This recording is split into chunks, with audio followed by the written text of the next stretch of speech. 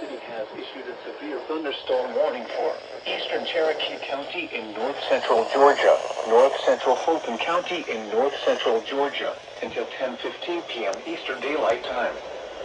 At 9:41 p.m. Eastern Daylight Time, a severe thunderstorm was located over Union Hill, or near Mountain Park, moving north at 10 miles per hour. Hazard, 60 miles per hour with gusts and penny-sized hail. That was Source, radar indicated. unexpected SVR. Impact, expects damage to roofs, siding, and trees.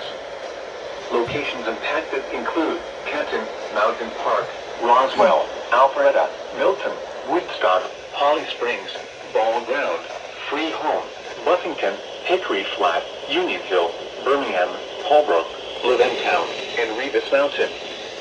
For your protection, move to an interior room on the lowest floor of a building.